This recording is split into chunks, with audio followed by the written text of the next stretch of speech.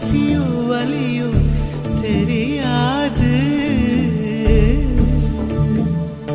உன்னை மட்டும் சுமந்து நடந்தால் உயரம் தூரம் தெரியாது. உன்மேல் வந்தொரு பூ விழுந்தால் என்னால் தாங்க முடியாது. கையில் மிதக்கும் கனவானி, கை கால் முளைத்த காற்றானி.